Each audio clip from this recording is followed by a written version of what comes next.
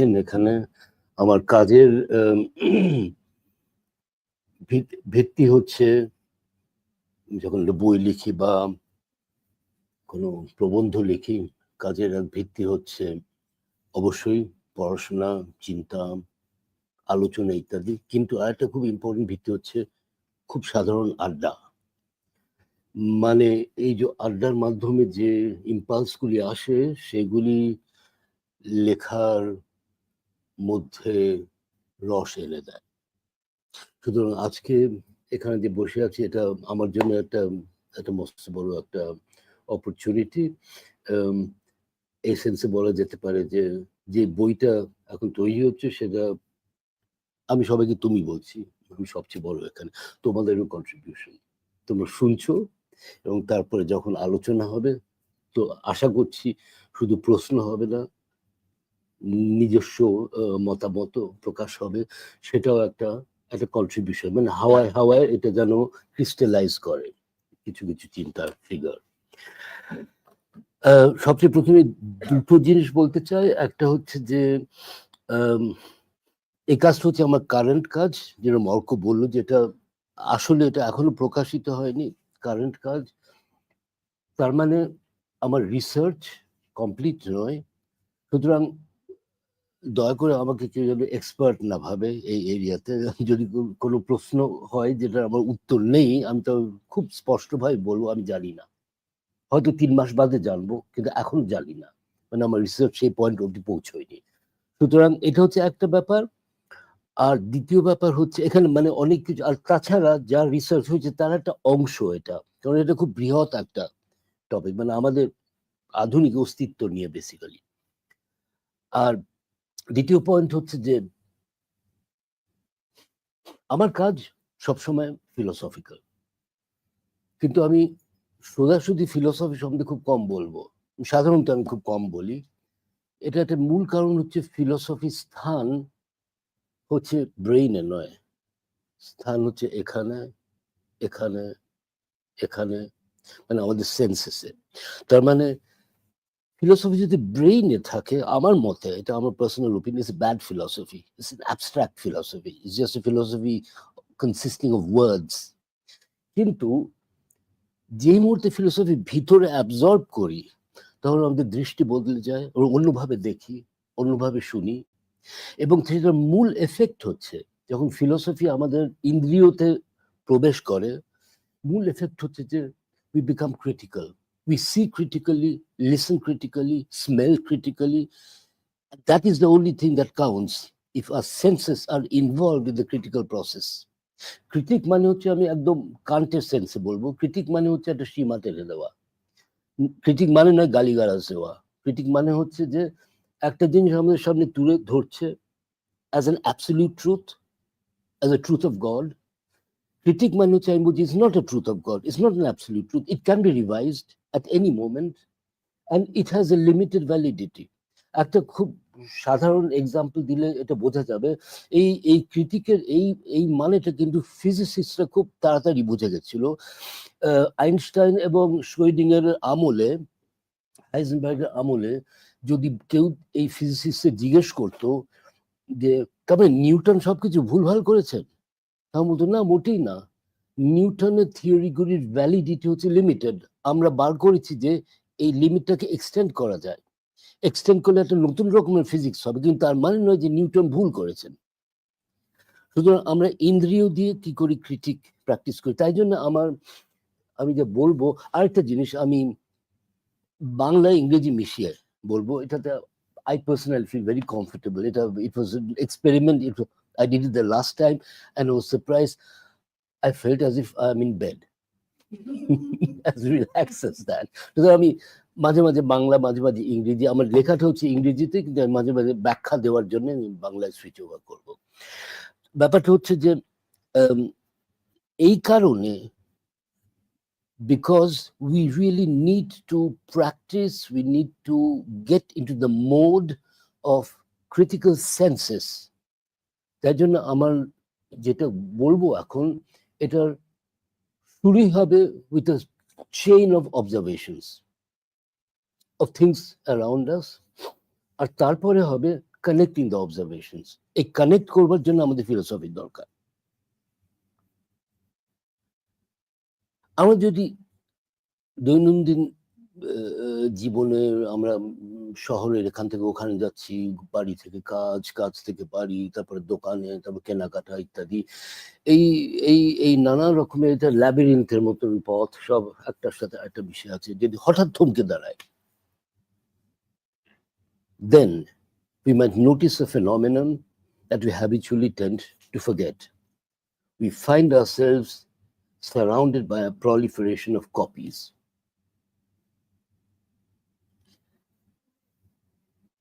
এই মুহূর্তে আমি এটা এটা আমি স্টেট করার পরে I'll place a dot, a point, and I would like you to go to the next image.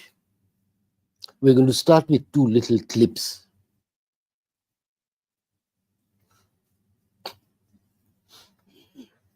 এটা চেনা সবার।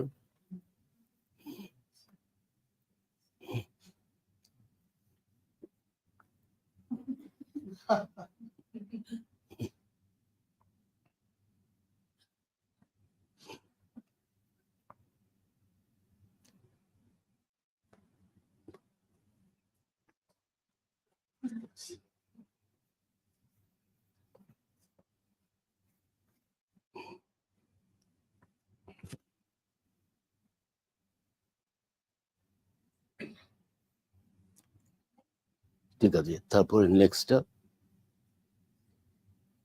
একই ফিল্ম থেকে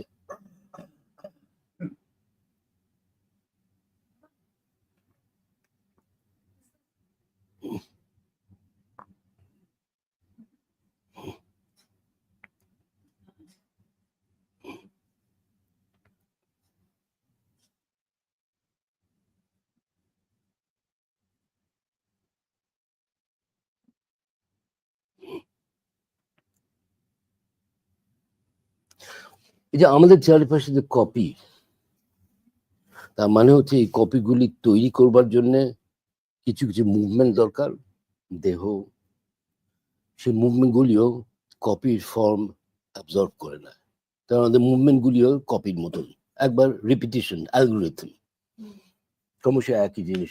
এটা হচ্ছে একটা মানে marvellous and ingenious reflection on the age of Henry Ford.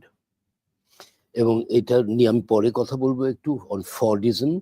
ফর্ডিজমের আমল পেরিয়ে গেছে, এখন আমরা একটা নতুন এজে আছি, কিন্তু ফর্ডিজম যে ইন্ডাস্ট্রিয়ালিজম বুঝতে গেলে ফর্ডিজম আসলে বুঝতে হয়। তাই জন্য আমি এই আসলে ফর্ডিজমেরই বেসিক ট্রেডস গুলি নিয়ে একটু কথা বলবো। সুতরাং আই উইল কন্টিনিউ। না, আগে সবচেয়ে আগে নেক্সট এটা দেওয়া যাক, নেক্সট পিকচারটা। এটা হচ্ছে আমার স্ট্রাকচার। শেষে আবার একটা একটু বড় ক্লিপ দেখাবো। এই তিনটেই অংশ।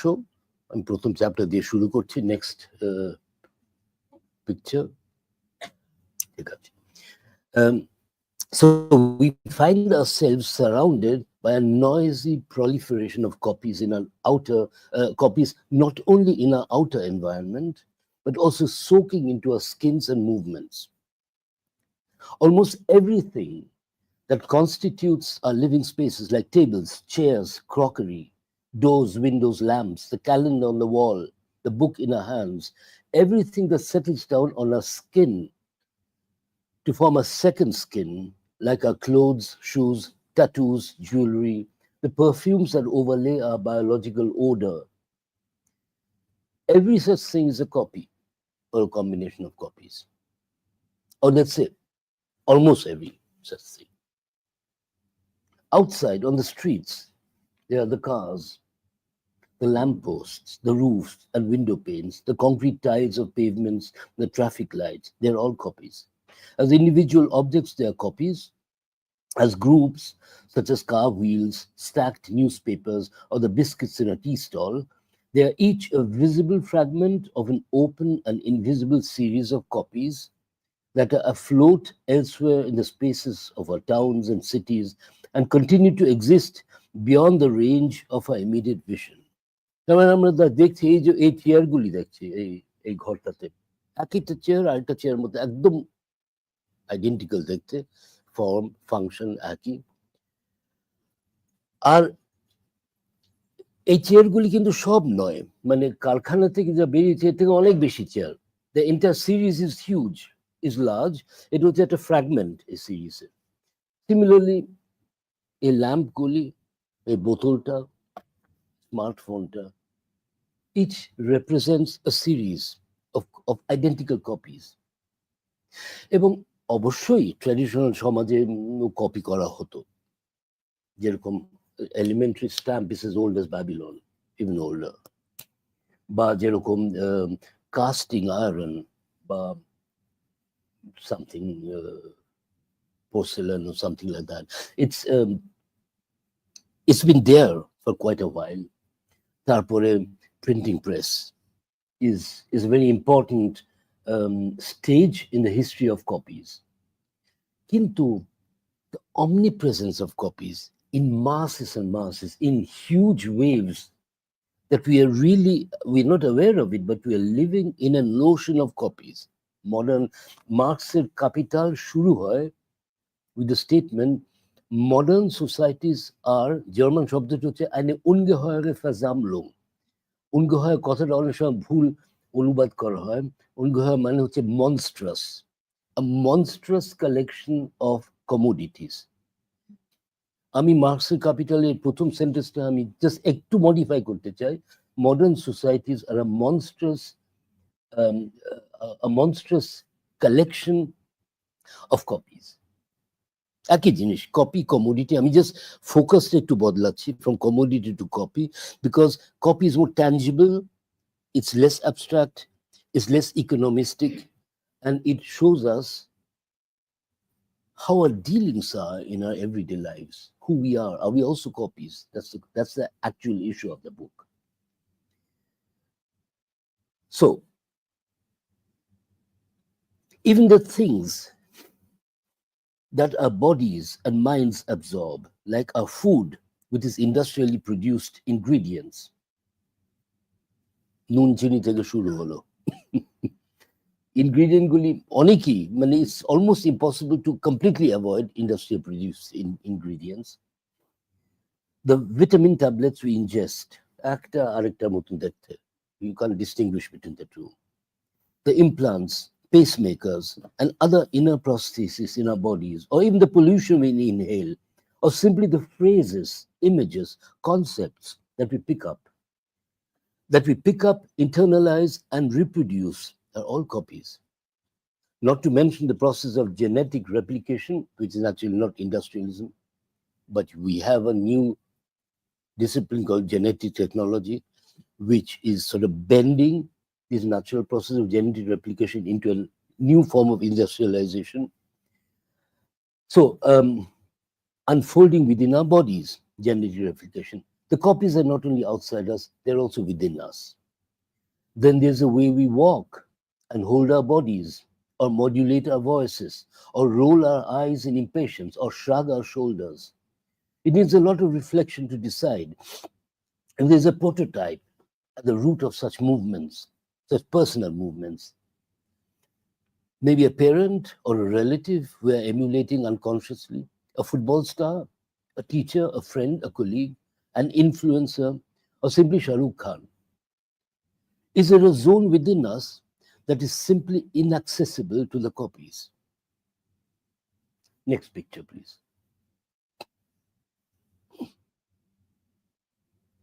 In pre-modern societies, everything produced by the human hand was an expression of individual purpose, practice, and mastery. In what we call craft today. In pre-industrial Europe, the motion of the productive hand was in fact derived from the original act of a primordial potter who was at work when everything began. Craftspeople like the ironsmith, the weaver, the tanner could follow the monastic ideal and practice their craft as an act of imitation, an imitatio Dei, basically imitating God. কিছু কিছু pre-industrial সমাজ ছিল, they were drenched with religion and theology. Every moment of a breathed life, every breath was a kind of imitatio Dei, বলা যেতে পারে, not to the same extent with everybody. With the Industrial Revolution, the human hand gets connected. With the Industrial Revolution, the human hand gets disconnected from the mind and subordinated to the machine in particular, and the industrial logic of production in general. Now, the hand is no longer an expression of an individual mind, an individual occupation, an individual mode of life, of living. It's detached from that. Marx terms this process the real subsumption of labor and describes it as the birth of abstract labor. Craftsmen যেটা করতো সেটা হচ্ছে concrete labour. এখন the moment concrete labor is subsumed or subordinated to the machine or to the complete logic of industrial production, which is the logic of capital ultimately, then we realize that the hand no longer belongs to the worker. Charlie Chaplin's limbs no longer belong to him. They're a part of the machine. You can easily sort of emulate or imitate his hands and his movements, and you have a machine which will make him unemployed. This is called automation. So actually with these images, Charlie Chaplin is also, in a sense, prognosticizing what is the ultimate fate of labor, which is that labor gets totally engulfed by automation, which is happening today. So the productive will of the individual craftsperson transforms into a collective will that materializes as a corporate will in the course of a historical process in which industrialism and capitalism coalesce, and the entire technology and politics of production are subsumed by capital. The result is an inexorable proliferation of copies issuing from a new kind of algorithmic fertility that pumps out metals, plastics, chemicals, generating gigantic craters left behind by the extraction of raw materials, plus mountains of waste, plus a miasma of lead, plastic, toxic gases that permeate the atmosphere, the oceans, the food chain, plus a haze of light and noise in which our nights, our minds, and our sensibilities submerge. এখন পরের ছবিটা, disciplining matter. At this point, I'll try to draw a few simple connections. Next picture, please. If we consider the copy as a primary mode of existence of artifacts in the modern world, I don't distinguish between artifact and product. In the industrial context, it's the same thing. And if we consider a product essentially as a copy, then industrial production, which dominates almost in every sector of modern economies, can be seen as an algorithmically repeatable replication of a prototype. It was my basic definition of industrialism, an algorithmically replication of a prototype. Prototype তৈরি হচ্ছে একটা পদ্ধতিতে, replication হচ্ছে আরেকটা পদ্ধতিতে। Prototype তৈরি করতে হলে মেশিন এখন অবধি ব্যবহার করা যায় না, হয়তো আর্টিফিশিয়াল ইন্টেলিজেন্সের এখানেই হচ্ছে নতুনত্ব, কিন্তু রেপ্লিকেশনের জন্য you can easily substitute human labor by automation. Moreover, the product, which is a replica of a prototype, has to have a utility before it can find its position in the utilitarian scheme of things that the industrialized world is. By giving the idea, so the first theory of utility in modern, let's say industrial societies, came from two British thinkers called Jeremy Bentham and Mill, John Stuart Mill. They sort of, their philosophy was basically, as all philosophy tends to be, absolutistic,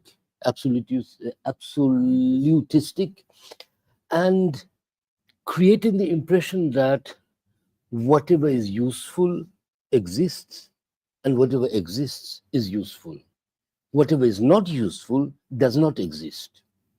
as non-existent. যেরকম একটা example হচ্ছে নদীর পাথরের নুড়ি, এর কোনো use নেই, it's not being produced, there's no human labor involved in it, so it's actually non-existent. আরেকটা এক্সাম্পল হচ্ছে এখন নয়, in the time of Marx, or even before him, the 18th century, let's say, Hawa, the atmosphere, the air we are breathing, been made by nobody, it's there, it's absolutely vital to survival, but there's no labor involved in it, it's non-existent. And because it's the basic disease is utilitarianism, because we consider these givens as useless ultimately, as outside the ken of utility, is one of the reasons why we've landed up in the ecological catastrophe. These things are valuable, and we cannot ignore their value. So the product has to have a utility before it can find its position in the utilitarian scheme of things that the industrialized world is. By giving the idea of utility as proposed by Bentham and Mill an economic turn, one can say that the product has to be useful for other people, meaning that people other than the producer must have a use for it, have a need for it. আমি যদি আমার নিজের পরার জন্য জুতো তৈরি করি, কারো কিছু বলার নেই, জুতোর কোনো দাম নেই, আমার জন্য ইউটিলিটি আছে, কিন্তু অন্য কারোর জন্য না, আমি পড়ছি জুতোটা। কিন্তু আমি যদি এখন একগাদা জুতো তৈরি করি এবং সেটা হচ্ছে অন্যের ব্যবহার জন্য, কে সেই অন্য মানুষ জানি না, চিনি না, কিন্তু এটা হচ্ছে বাজারের উৎপত্তি। মানে there has to be a market is nothing but an ensemble, a collection of others than the producer who have a use for the product. So this is how Marx connects the use value and the exchange value of a commodity. আমি এই কথাটাই যেটা বললাম এখন এটা আবার repeat করছি একটু ফর্মুলা হিসেবে।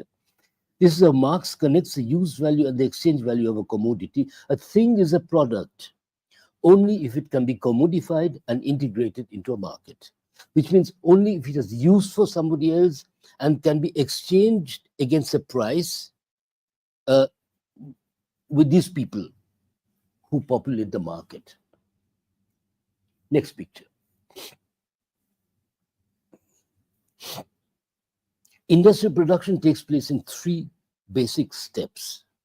In the first step, matter is transformed into material. A matter and material tofatটা খুব important. Because matter is nature. Material is what we make, the first stage of what we make out of matter so that we can sort of begin to approach it from the standpoint of industrial production. এবং হাইডেগারের দর্শনে যার জন্য basic আমি অন্য formulation করে এটা বলছি, হাইডেগারের critic of technology হচ্ছে যে the technological impetus transformed the world into a warehouse. সারা দুনিয়া, সারা নেচার, সারা বিশ্ব ব্রহ্মাণ্ড হচ্ছে একটা বিশাল বড় গুদাম ঘর। তার মানে আমরা গাছ দেখতে পাচ্ছি না, আমরা দেখতে পাচ্ছি কাঠ। তার মানে একটা বন, একটা ফরেস্ট হচ্ছে actually nothing other than a warehouse of potential wood which we can utilize ad lib and sell and buy and so on and so forth. So everything is, the moment the thing is attached to a market, a natural thing, let's say a river, a rock, a forest, it becomes a potential material for the industrial process to begin. So you can sort of cut the tree, bring it into modern carpentry, switch on the machines and begin to make planks out of it. That's the whole idea. So matter, material, a transformation is very important. Industrial production takes place in three basic steps. In the first step, matter is transformed into material, which is by definition something that is meant to be subjected to the forces of production in a narrower sense. এই কথাটা খুব important. Nature is subject to natural forces. Into a material, which means matter, is subject to natural forces. A material is subject to industrial forces. Matter can be, in a very limited sense, be subjected to the forces which are unleashed by scientific experimentation. But that's a very, very, very tiny, is insignificant in format. Kintu industrial production is not insignificant, so it has to be treated as a separate category, material. So the result of the first step is a material, therefore. In the second step, the material is given a form that can support and enable a function which is required by a market.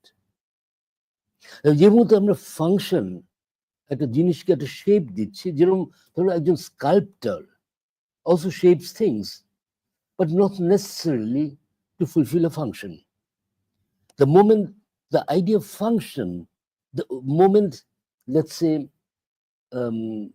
the factor called function is incorporated, is baked into a form, at that moment we can say that the long arms of the market has taken grip of the material.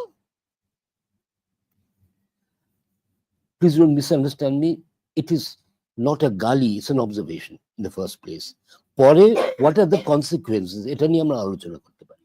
Kintu these things are, as far as I see them, it's not that I'm interpreting things. It's really to be observed. This is the second step, is an application of industrial forces of production onto the material, which is in that process given a form which can support, because only certain forms can support certain functions and enable a function required by a market. The result of the second step is a prototype. It's done once, which is an embodiment of the formal and functional norms required by a market. Norm kothata khub important. Norm mane hocche a rule. Norm mane hocche a form which becomes a rule to create new forms. So the prototype is the source of the rules according to which the copies are produced. Now, prototype is a square shape, copy square shape. But the square is a norm. It's no longer merely a form, it's a norm which is being applied to materials. So the result of the second step is a prototype, which is an embodiment of the formal and functional norms required by a market. Already marketed impact shuru hoye geche. In the third step, the norms embodied by the prototype are transformed to further material, creating a series of identical copies embodying the form and function of the prototype. The result of the third step is a product which assumes the form of a series of exemplars. Exemplar meaning copies, just another word. All three steps are responses to the pull of a market. Next picture. In my limited capacity, I've tried to sort of illustrate what the pull means. When at a shutor moton, you feel the tension. It's something, a force. This is where Foucault comes in, beyond Marx, which means that there are forces at work. And when forces concatenate, when forces are enchained, when they sort of come together, then you have the phenomenon which is called power, or which is called actually a dispositive. Yeah? So it's a dispositive production which I'm trying to describe here. There's a pull of the market. And the pull of the market, ultimately, যেরকম একটা নদীর নানা রকমের গতি হতে পারে, কিন্তু ultimately is the pull of the ocean, or the pull of gravity বলা যেতে পারে. Similarly, এখানেও খনি থেকে শুরু করে, when we're mining the raw material, when actually raw matter becomes material already, it's in the process, and when it becomes a material for the iron ore, the iron, and then when we apply forces to it often in our mind, the prototype need not be something material. It can be in our minds, it can be a digital structure, so to say. It is a plan, basically. It's the establishment of a system of norms which will be applied to start the process of replication. এই পুরো জিনিসটার মধ্যে প্রতিটা স্টেপে is a pull of the market. It is meaningful because the market is at play. It's meaningful because it is all at the service of a specific utility. একটা coffee machine তৈরি করবার জন্য কত কত কত স্টেপস আছে। In each step, the ultimate telos or the ultimate target of this entire process, which is a coffee machine, which has a position in the market, a price which can be sold or which cannot be sold, whatever there is a crisis maybe, but whatever it be, that pull is felt at every step and every stage of the emergence of a coffee machine. What does it mean to give form to a material? In the case of a prototype, it means letting a constellation of forces, either in the mind, in the imagination, or in reality. Prototype is just a plan. It can have the form of a model, like the scientific models. It can also remain a theory. It can be today, we would, in most cases, we would have a prototype on the monitor of a computer, so to say, pixels. But in the early Industrial Revolution, a prototype was a real thing. Actually, a kind of utilitarian sculpture, one could call. That's how I would term the early prototype. So, in the case of a prototype, it means letting a constellation of forces impinge upon a material and transform it into a single object with a form subordinated to a function demanded by the market, by a market. এটা আগেই বলেছি।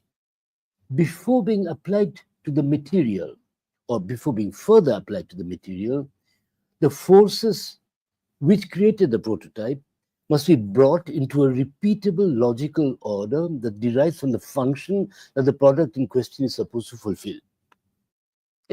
Obviously, I'm খুব সহজভাবে বলছি, it's a very complex process with innumerable stages and steps, innumerable people at work in it, and a film তৈরি করার মতো আসলে। The prototype of a screw, for instance, must include a thread, which is not just an aesthetically satisfying form in iron or steel, but must also be capable of supporting the function of turning and creating a hole in a softer material, in a material which is softer than iron or steel, softer than the material of the screw. That is a function of a screw.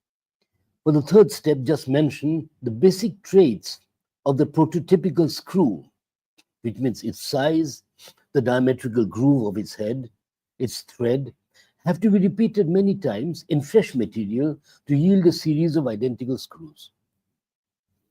For this to happen, the traits of the prototype have to be transformed technologically into a constellation of forces that are combined into a machine and can be repeatedly applied to a material suited to the function. The traits of the prototype are something like norms stamped into a material.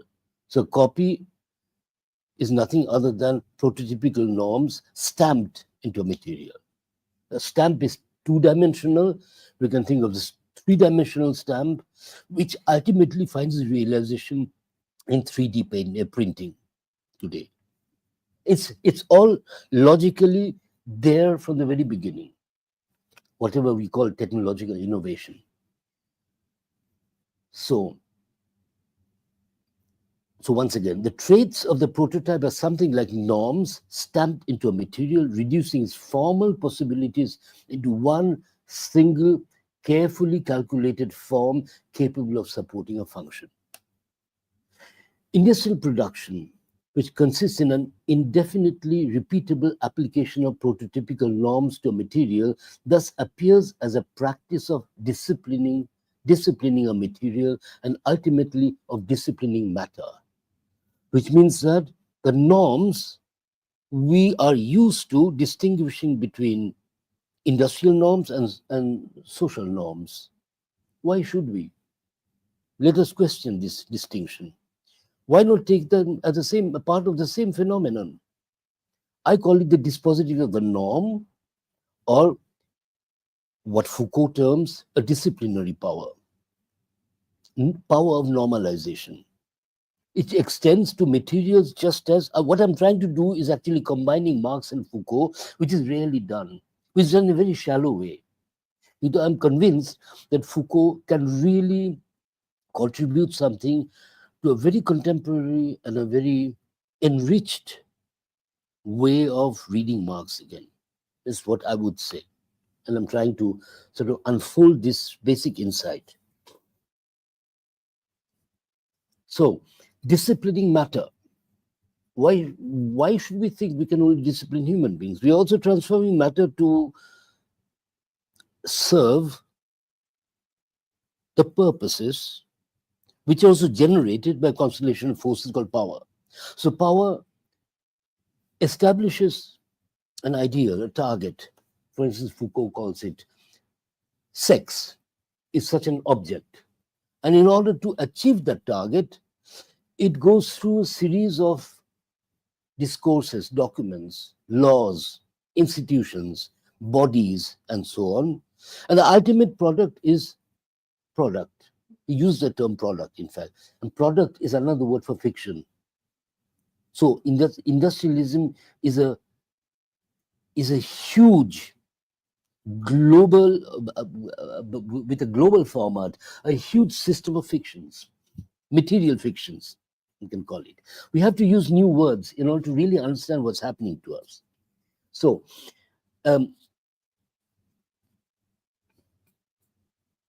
disciplining matter.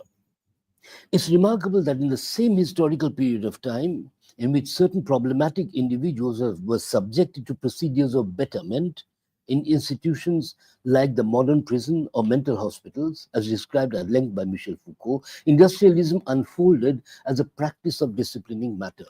So disciplining matter and disciplining people is a parallel process, which takes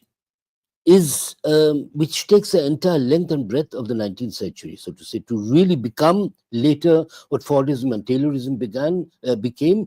But we are still, till this day, it's an intellectual habit of ours to sort of either focus on the industrial processes, and we have an entirely technological mode of perceiving that, or to focus on disciplining human beings. When we do that, we have an entirely psychological and human scientific focus, so to say. Yeah, we don't connect the two together, but I think sometimes it's important to connect what is being disconnected systematically. That is my idea of, or one possible expression of critique, and also of a critical perception.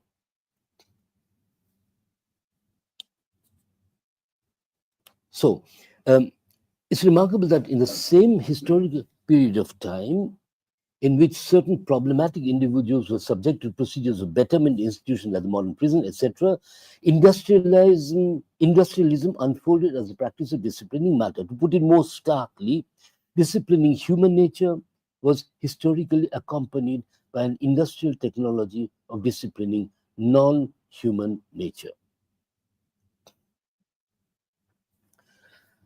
আমার এই বইয়ের একটা চ্যাপ্টারের নাম হচ্ছে We Are All Screwed. Yeah. এবং এই চ্যাপ্টারটা মানে the title is very rigorous and very carefully selected because it's a parallel history of the emergence of the screw, the modern screw, the norming of the screw, took the debates, the discourses which unfolded around establishing a universal norm for the screw. Till then, each workshop produced screws which could not be used in another workshop. So they had to produce their own screws. It could not be centralized, so to say, the production of screws. And ultimately, the debate on the norming of screws unfolded between two parties, not a state, just like the disciplining of human beings. It took place in institutions, but not necessarily that the state had to intervene in. They were all local things which sort of connected together to create a culture of disciplining. So the norming of the screw, the people for a universal norm were engineers. A German organization called VDI, which means Verein Deutscher Ingenieure. It's a very historical. It begins somewhere in the early 19th century, and it's still in existence today. So it's an organization of German engineers. They were all for the universal norm of a screw. But the real craftspeople, the little workshops which were in existence and so on, they were all against it, because the engineers wanted to take the British norm.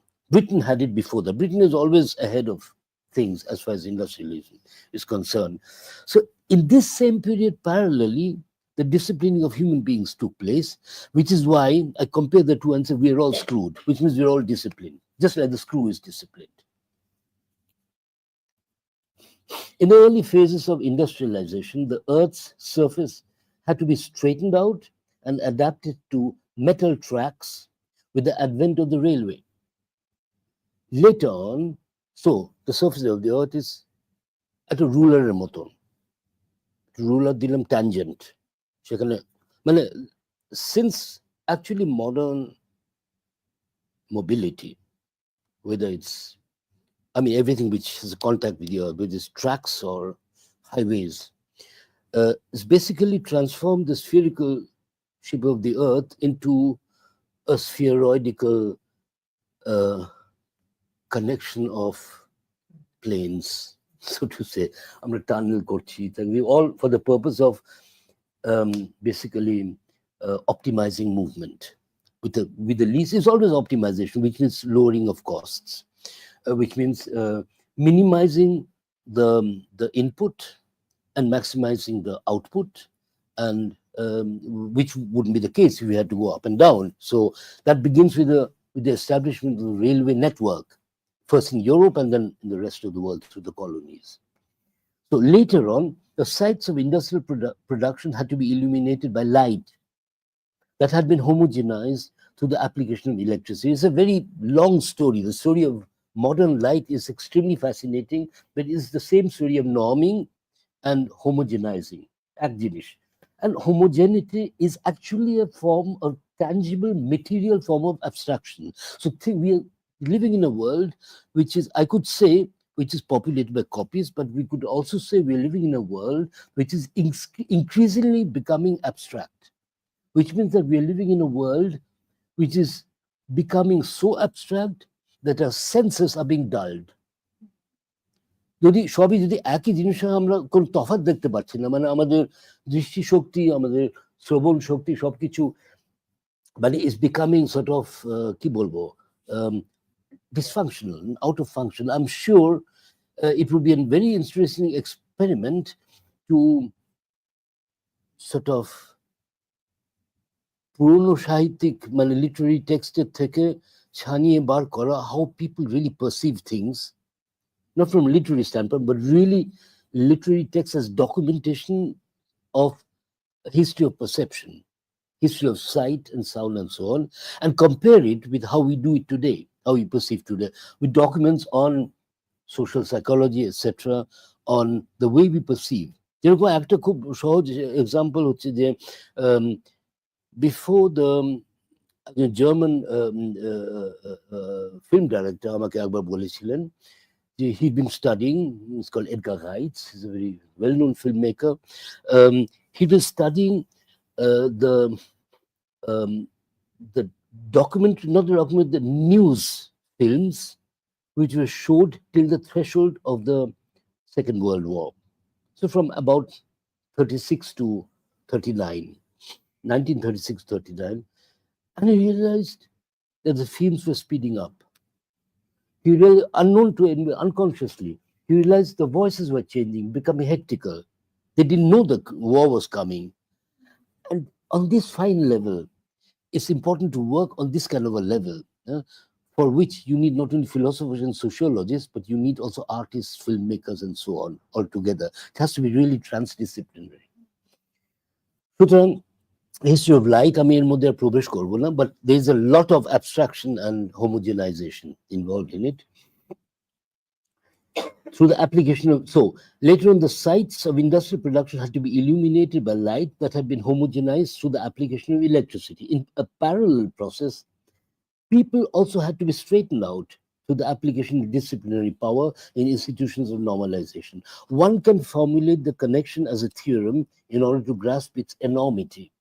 The era of industrial production is the era of discipline. Next picture.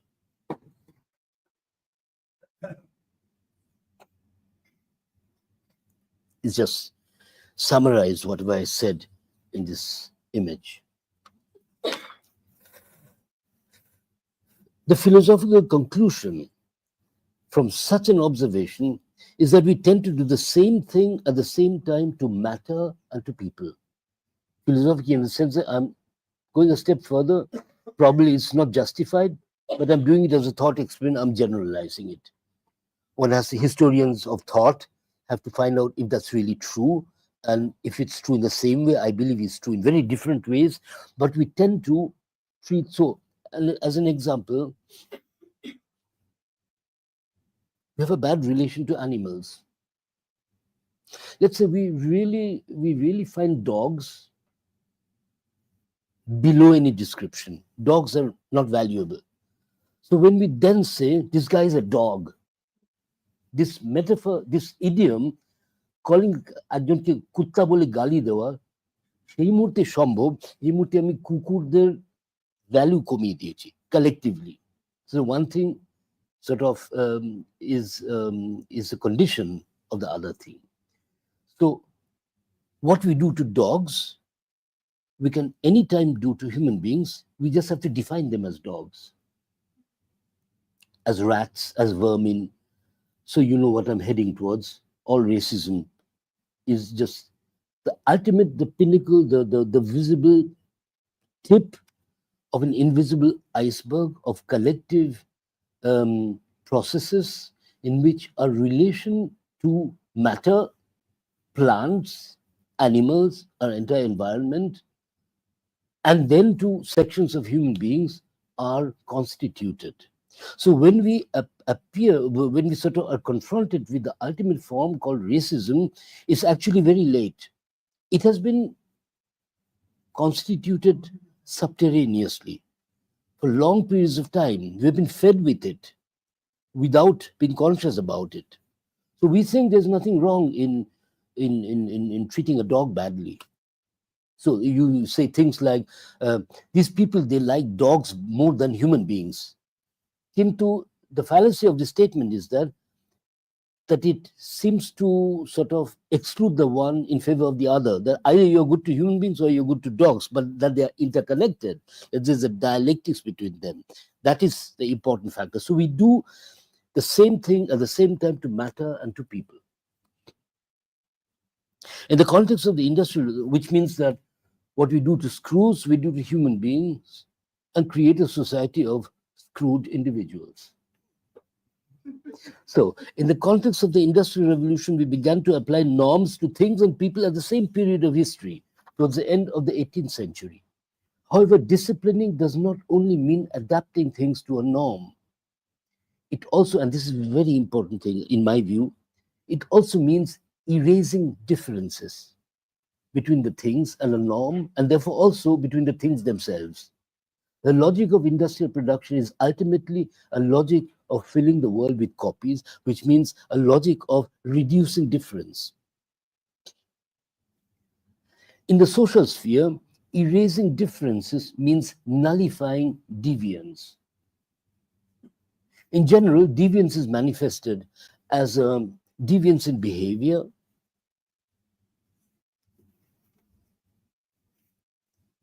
in particular, deviance is manifested as deviance in gestures, manners, speech, sexuality, etc.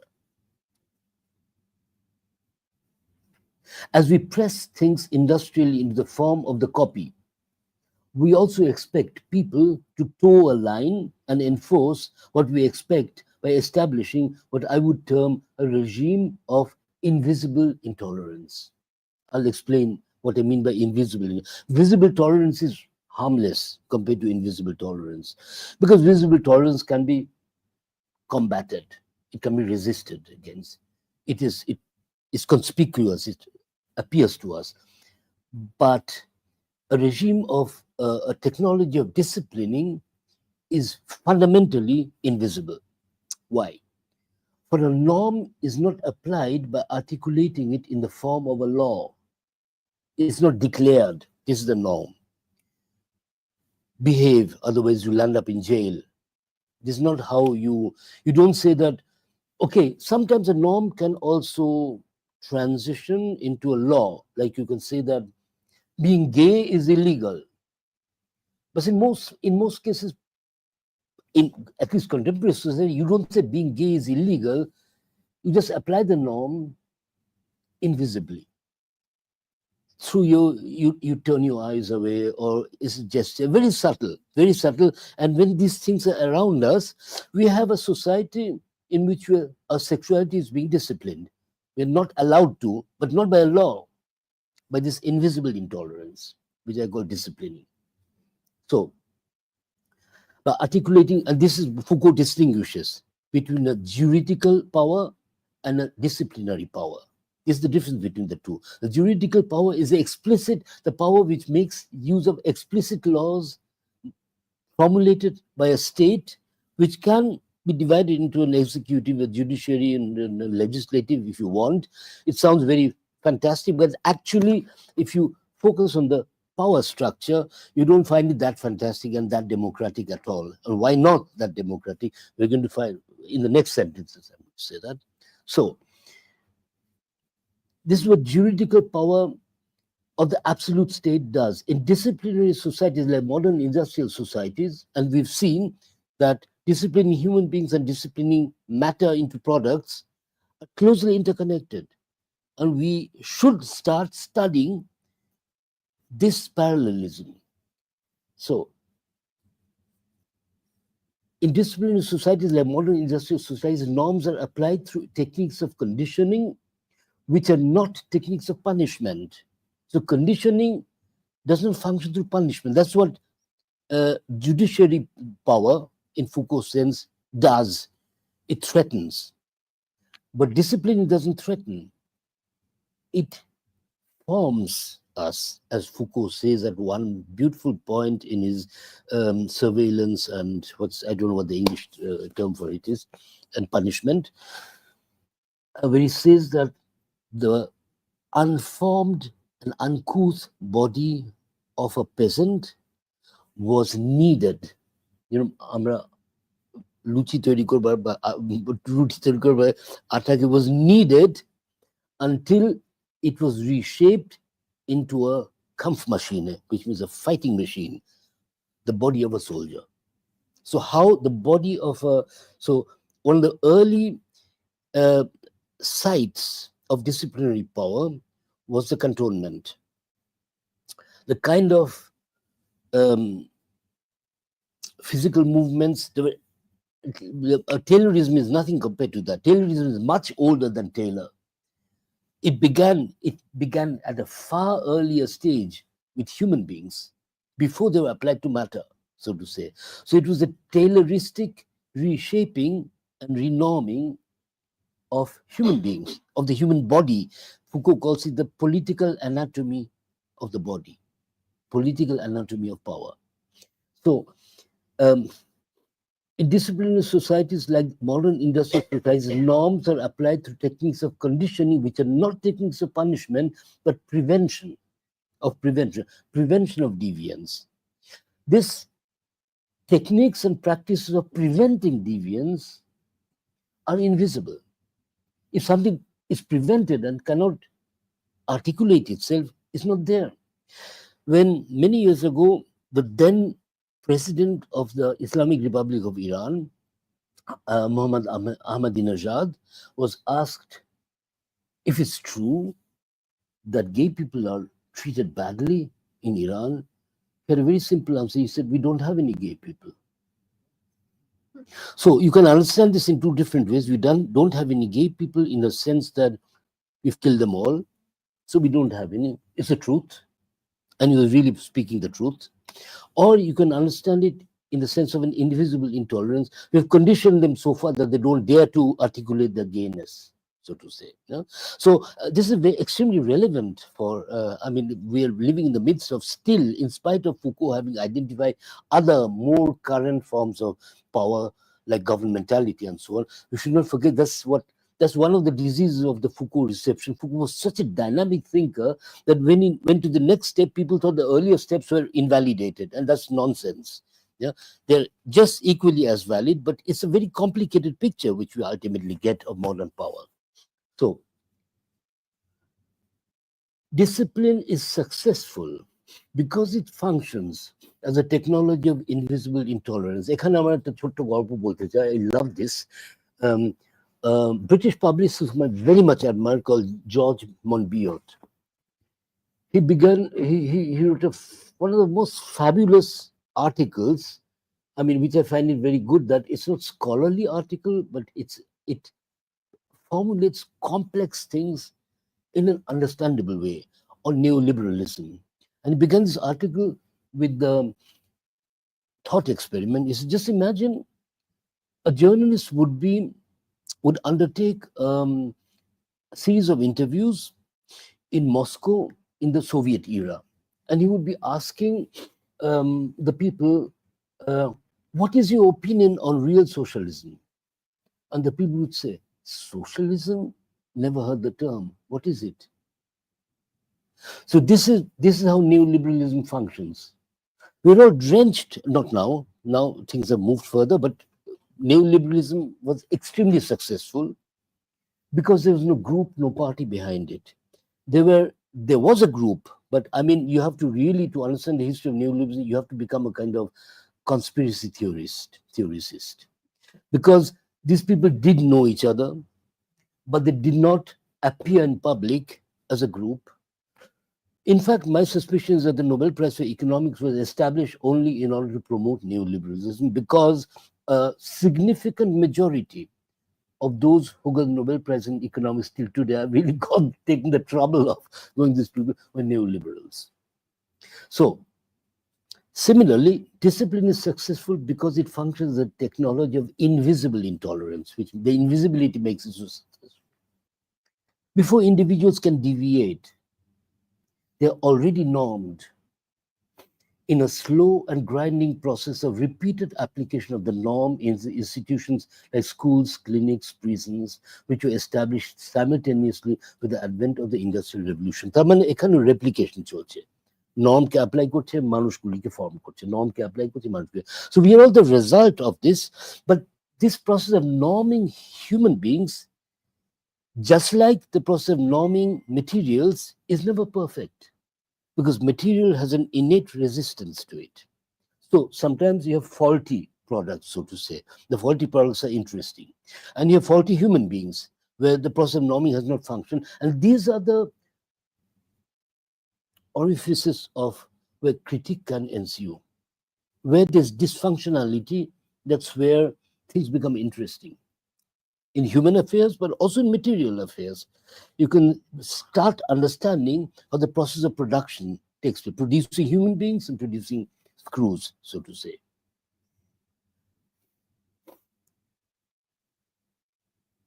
Modern societies are perceived as free societies because they consist of people who are no longer capable of deviating, for the larger part, let's say, because they've already been normed. So, it's very significant. That's what you learn from Foucault.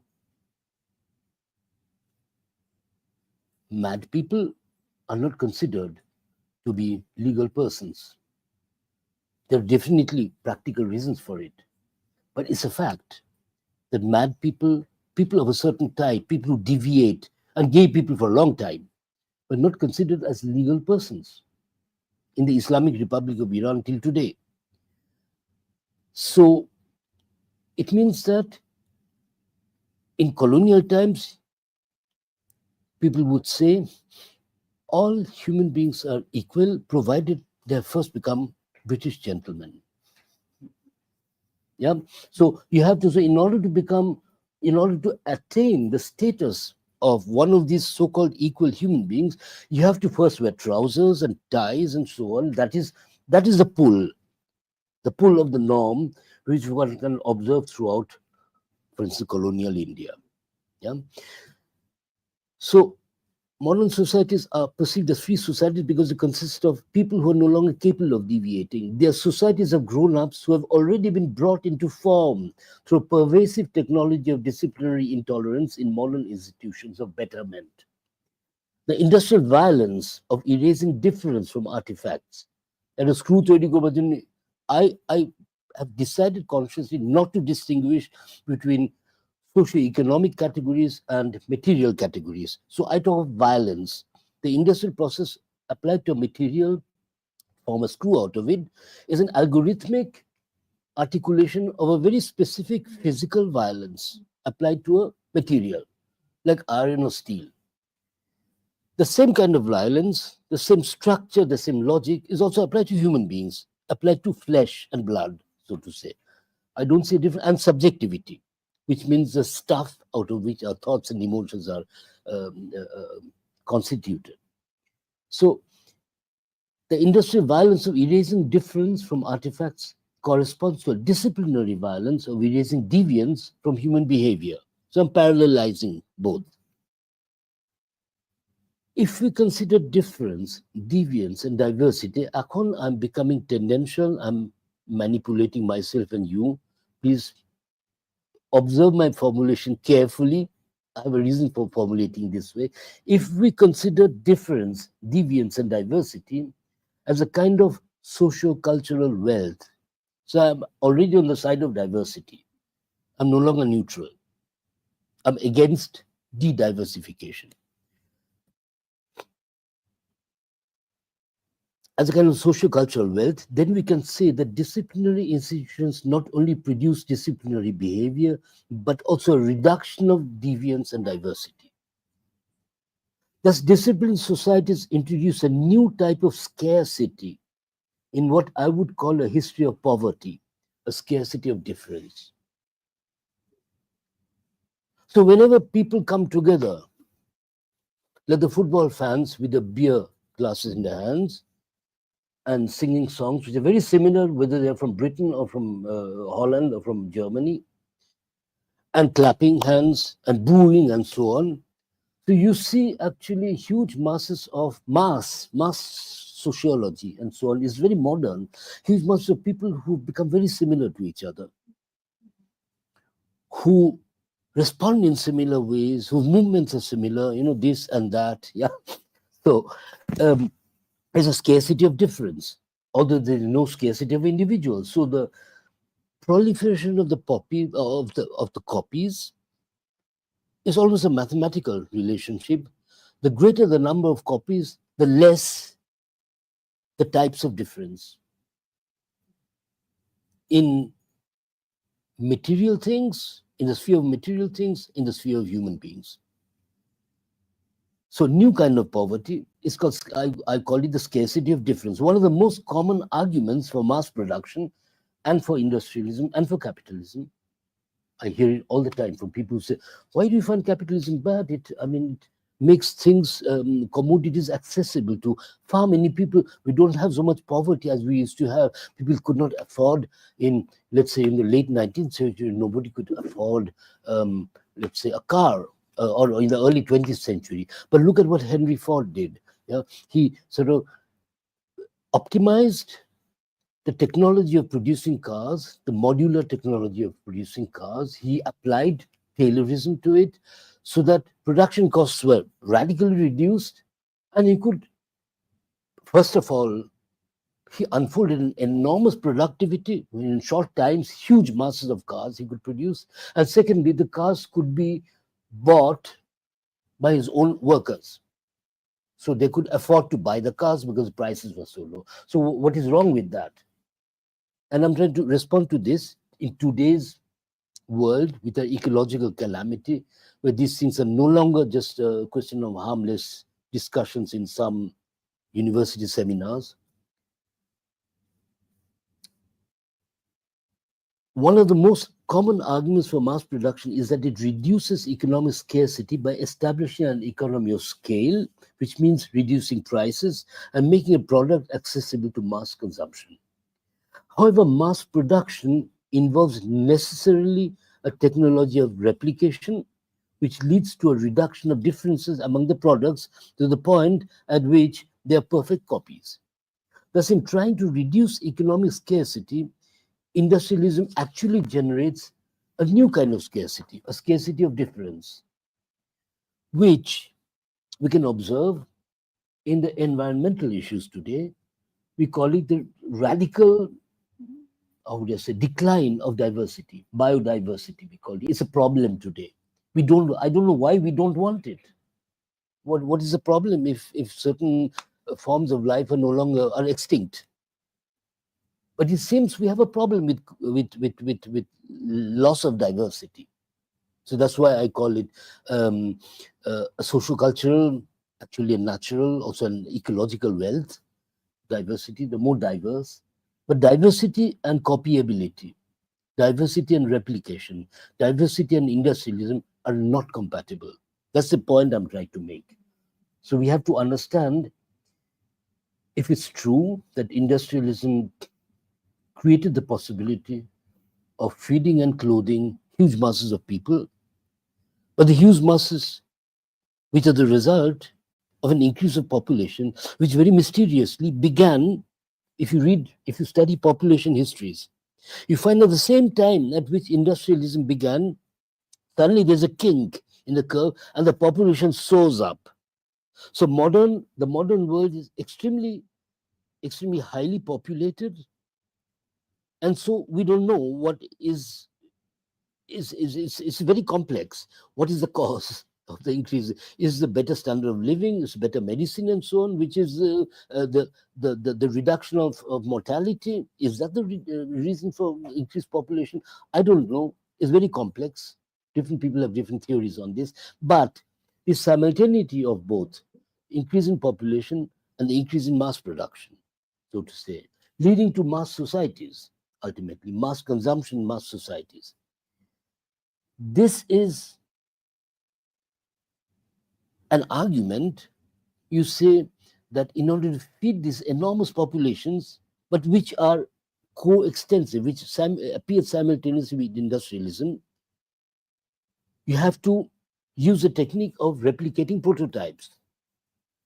But a side effect of that, a very essential side effect, as we are recognizing in today's world of climate change, etc., is the loss of diversity. It begins in a small way. You say, so what if the screws are all the same? It doesn't matter. But human beings are all the same. It does begin to matter a bit. And if certain sections of human beings are not allowed to live, who are exterminated, which happens in certain societies, like the gay people, is just one example. You know, there are many societies in which women are not considered as real human beings. They're not. They cannot toe the line like men can. So it becomes even more scandalous, actually.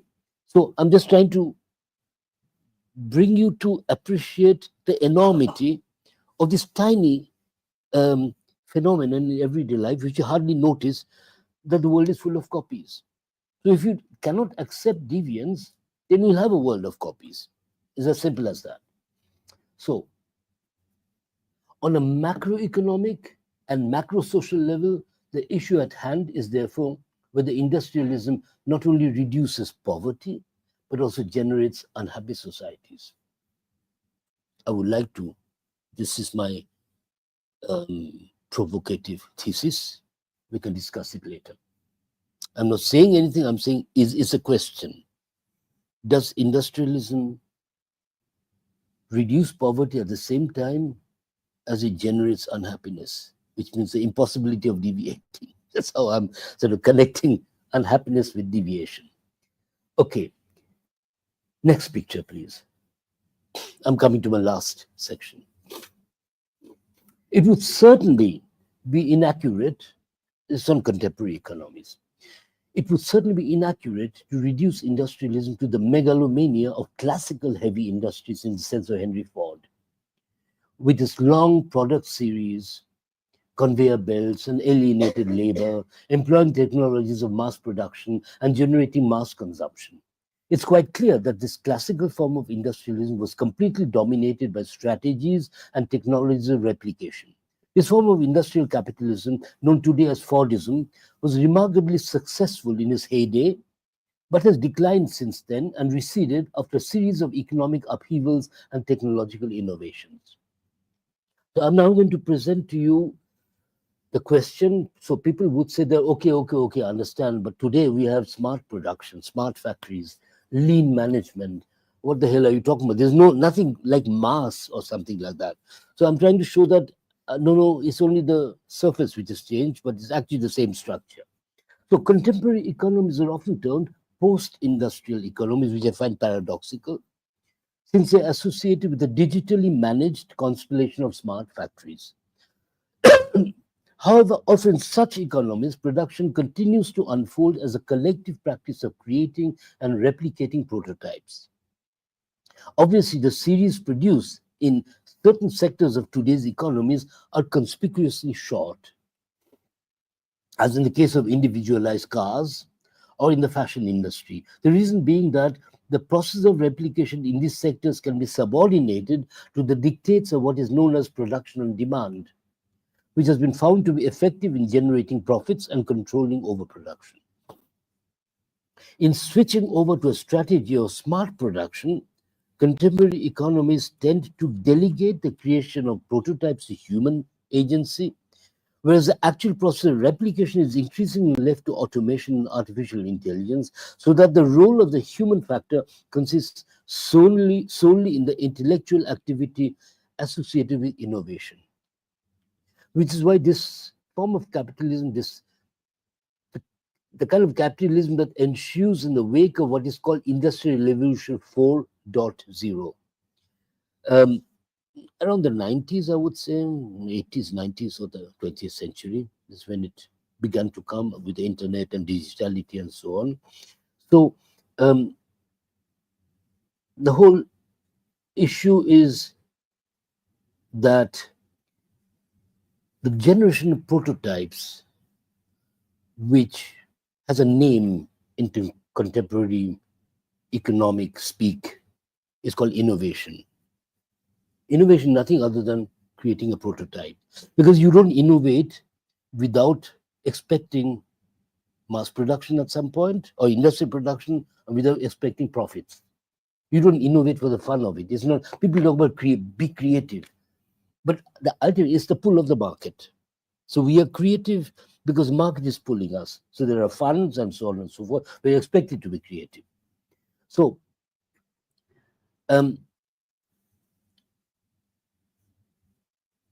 what I'm trying to say is that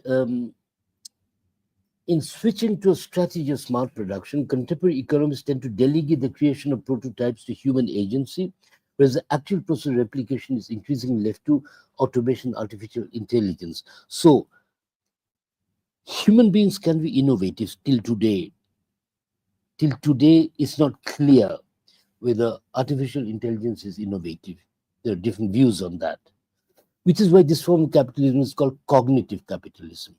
Capitalism which functions on the basis of a kind of knowledge industry.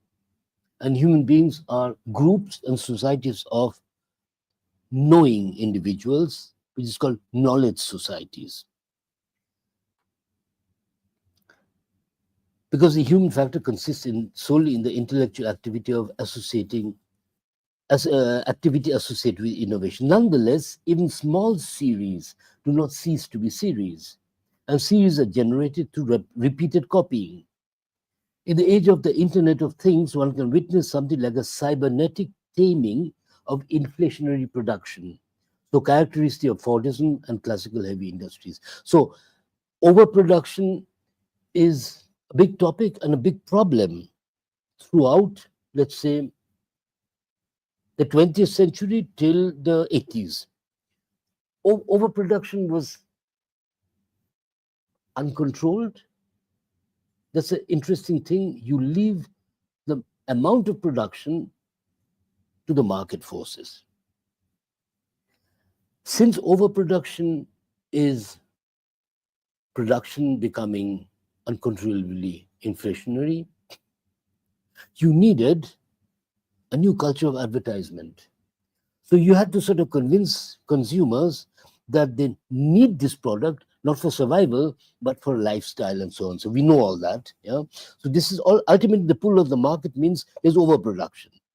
But with smart factories, we can, and with production and demand, we seem to have discovered a new technique of taming overproduction. So I call it the cybernetic taming of inflationary production, so characteristic of Fordism and classical heavy industries. Smart production is not the only technique for averting the calamity of overproduction in contemporary societies. Another technique is that of enhancing consumption, which used to be delegated to advertisement in Fordist economies. In the digital age, however, classical advertisement is increasingly challenged by the practice of the influencer, which consists in a rhetoric of embodying the use value of products and integrating them into a lifestyle, which is what the influencer does. Every hour, a video is made with a new product or something. Today, from 10 to 11, I ate a very special type of oats from a breakfast, try it out, and 10,000 of followers try it out. From 11 to 12, we say, look at my shoes. Have you tried that? It's lovely.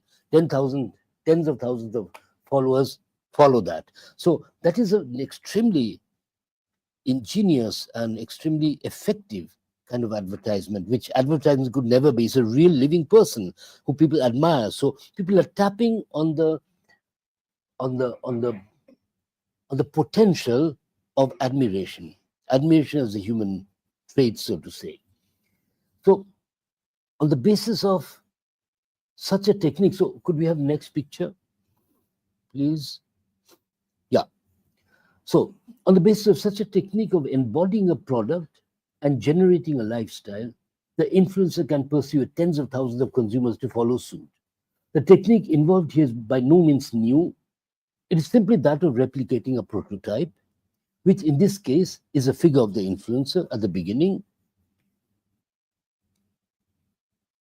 The outcome at the end of the arrow is a serial production of consumer copies. Human beings whose consumerist behavior is actually identical, so to say, in a series. So one of the major problems of critiques of capitalism is that such critiques are totally focused on one sector of the economy, which is production. But when we focus on copies, we can see that production jumps to the level of consumption also to the level of circulation, and there are copies in each sector of the economy. I won't go into details on this, but this is what we are. The influencer is a tangible articulation of the spreading of, I would call it, because I'm against it, of the cancerous proliferation of copies onto the level of the consumer and consumption. It's interesting that in so-called post-industrial economies, mass production does not suddenly cease to exist. So it's still there, but it's not in the foreground. It's going into the background because something new has come. That's always the case. We call that progress, and when we talk about progress, we think the crafts have vanished. No, they have not vanished. They're only not in the foreground. They're a stratum deeper. So what is experienced as progress is often only a symptom of a long-drawn process of archaeological stratification. We're living in stratified worlds, so to say. Now we have industrially produced things, we have craft things produced by craftspeople, things produced by myself, and so on. So in this process of archaeological stratification, whatever becomes old and outdated is not simply whisked away and replaced by something new, but recedes from the zone of attention to a deeper stratum. Despite smart factories and the Internet of Things, mass production continues to dominate contemporary living. People still use mass-produced cars, instant meals for the microwave, cell phones and laptops, all mass-produced. The visionary aspects of digitized industrialism are still not really mainstream, for they're not easy to implement except in a few sectors of contemporary economies. However, even if these visions were to gain traction and establish themselves as a dominant mode of production in whatever sense of the term, the principle of copyability would remain the function of production, circulation, and consumption. And that is the point. If we take these observations into account and consider that the ecological crisis facing us can be connected to industrialism in the sense of an uncontrolled and almost unstoppable multiplication of prototypes, then it becomes a methodological necessity to regard the masses of copies swirling around us in our daily lives, not only as a fundamental trait of our industrialized lives, but as part of an extended definition of industrialism as such.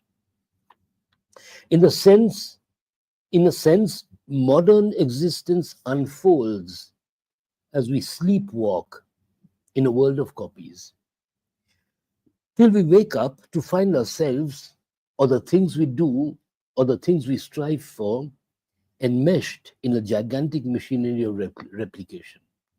To equate producing and copying seems to be absolutely natural to us. In fact, we need to struggle to even think of them as separate processes. We relate to the world and to ourselves through a collective obsession for prototypes, which are by definition created for the purpose of being replicated. Innovating prototypes is inseparable from copying them. Next picture, last picture, please. So, innovating prototypes is inseparable from copying them, so that the contemporary mode of human existence can be seen to unfold between the poles of a fundamental and paradigmatic equation between being and copyability. A prototype exists as something that has to be copied. A product exists as something that copies and continues to copy a prototype. So, the discipline which concerns itself with being and non-being is called ontology in philosophy. So what I'm trying to show is that it's not just a side phenomenon of like casting or coinage. Coinage is a very old series, and it's a huge series. I mean, coins reached as far as the power of an emperor reached, as the power of the person coining the coins, so to say. But today, copyability has taken a format, and not only a format, what's the word for it, taken a measure of omnipresence that is almost justifiable to try to articulate, to formulate a new ontology. So it's connected with the way we experience being, our own being, and the being of things around us. The result of such an ontology of copyability is a world that's populated by a few prototypes and huge and uncontrollably proliferating masses of copies, with which I come to my last clip, which is the next picture, and that's the end of my talk. So the next clip, we'll try to sort of, I'll say a few things about it after I've seen it.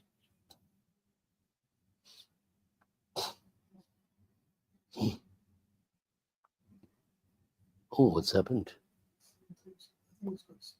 Something's gone wrong. Can you try it once more? No. Okay. Can I go back? Because I would really love to have you see it. Let me see if... yeah, okay. Yeah.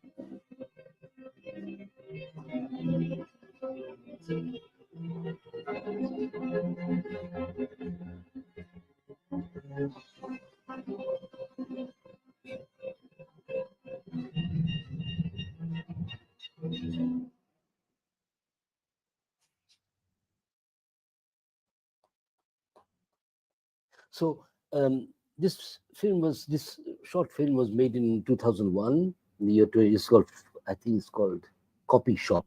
I'm not sure, or Photocopy. I can tell you later. And it's a story of a man who just plays around with a copying Xerox machine. He makes a photocopy of his hand.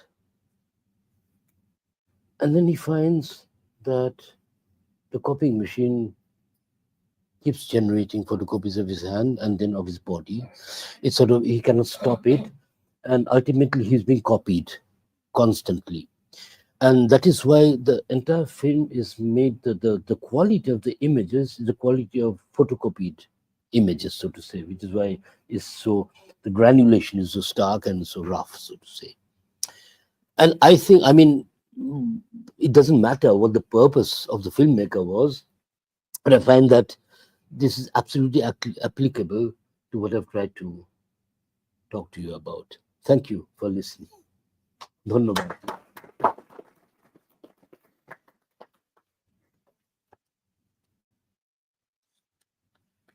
What do you think that